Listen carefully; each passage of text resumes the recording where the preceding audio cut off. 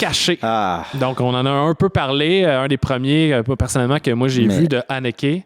Je peux te dire de quoi avant? Ouais, vas-y, je sais, t'as hâte d'en parler. Ah, j'ai hâte d'en parler, mais il m'a fait capoter ce film-là. Mais je l'ai... ce film-là, je l'avais dit à mes parents, écoutez ça. C'était une gaffe. Clairement. Mes parents me détestent encore ce jour. Des fois, ça revient caché, puis c'est comme... Ils me pointent la porte. Va-t'en. Ouais. Mais je suis comme, ouais, j'avais peut-être mal mis. J'ai mal ciblé, en fait, les personnes. C'est ça. T'étais sûrement encore au cégep. Ouais, puis c'est ça, tu sais, je me disais, mes parents sont intelligents. Mais non, ils comprennent rien. C'est un thriller à la Haneke. Ouais, puis je l'avais écouté, j'avais vu au cinéma, je l'avais réécouté plein de fois. Puis j'avais réécouté une fois avec mon amie Stéphanie Lemieux, que je salue. Ça l'écoute. Puis je me rappelle qu'en plein milieu du film, elle m'a dit, c'est quoi ce bip de film-là? Il se passe rien, puis je suis stressé. Je dis, ben exactement.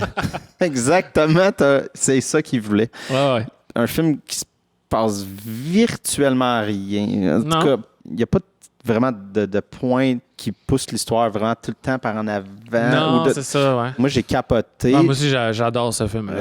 L'avoir vu au cinéma, ça avait aidé aussi à... J'imagine, ouais. Tu sais, puis pour tous ces films, justement, ça décuple les scènes, tu sais, les plans fixes. Là, de voir sur un grand écran 10 minutes ouais. c'est sûr. T'es comme... C'est sûr. Tu veux mourir. Tu peux pas regarder ton sel, tu peux... Non, c'est ça. Tu peux pas faire je vais aller prendre un verre d'eau, je vais faire pause, juste respirer. Non. C'est comme t'es pogné là-dedans. Fait que, mais ouais, vite, Juliette Binoche, Daniel Auteuil, Maurice Bénichou, qui est vraiment bon là-dedans. Je le connaissais pas, mais il est écœurant. Mais il est bon dans je l'ai vu dans d'autres films de Haneke, justement. Toujours des petits rôles. Il est dans Le Inconnu, entre autres. Mais... Dans Le Temps du loup, il est vraiment bon. Un film avec une prémisse qui est quasiment la prémisse de Lost Highway de David Lynch. Mais qui est vraiment pas le même film. Donc, une famille, un couple avec un enfant adolescent qui reçoivent des cassettes. C'est leur maison qui est filmée. Pendant des heures. Pendant des heures, là, super longues. Ils vont recevoir accompagné peut-être d'un dessin d'enfants. Ouais, tranquillement. Mais au début, il n'y a rien. Au début, c'est juste une cassette. Puis le film ouvre là-dessus. Ça, c'est quand même vraiment bien joué, là, parce que le film ouvre sur un plan fixe très long, j'ai pas le timing, de la maison avec toute la rue quasiment. Là. Ouais, on voit la rue. On voit la rue. Et t'as le générique qui est super lent d'ouverture. Là, tu dis, c'est une lettre à la fois. Une lettre à la fois qui va faire tout l'écran pour finalement entendre parler comme en voix off. Là, tu te rends compte que ce que tu regardes, c'est ce que les personnages regardent. Et ça va arriver souvent dans le film que tu sais pas d'une scène à l'autre si c'est intradiégétique ou si c'est le film, tu sais. Ouais, là, il pousse... Parce qu'il a souvent fait ça aussi. La vidéo, dans Benny's Vidéo, dans Funny Games, la cassette, il aime ça utiliser ça. La cassette, la télé, l'image dans l'image. Mais ça, je pense, c'est comme l'apogée de tout ça.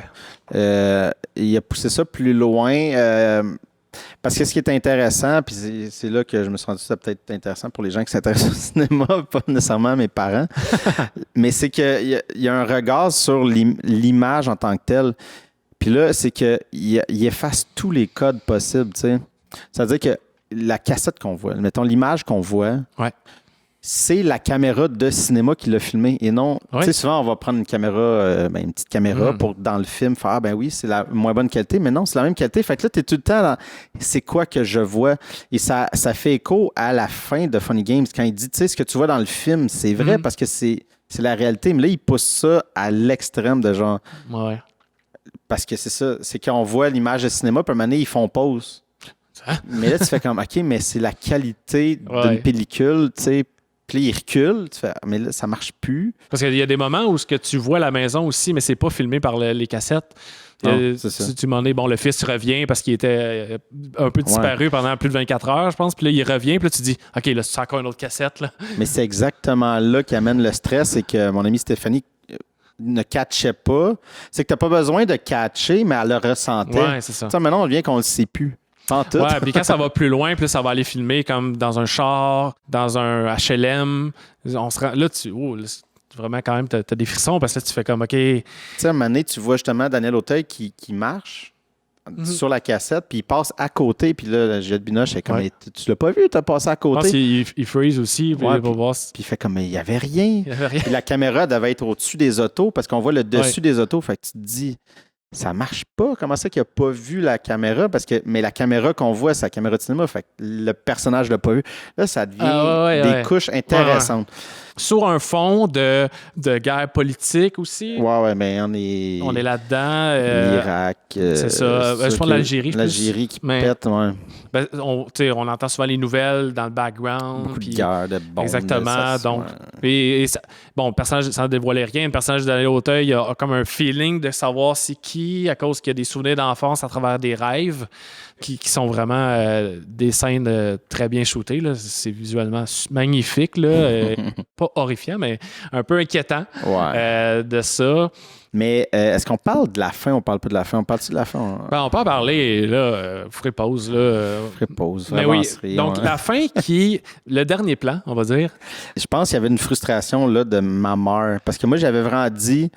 Parce qu'elle aime les romans policiers, les enquêtes, les affaires. Puis là, j'ai fait, il y a comme une résolution, mais faut que tu sois attentif. Parce que si tu vois pas cet élément-là, tu fais comme, OK, tu dis, il me laisse avec 10 000 réponses, mais la réponse était là. Ouais. En même temps, je suis comme, mais j'arrête de dire, mais le film s'appelle Caché, Seigneur. Pourquoi tu penses que ça s'appelle Caché?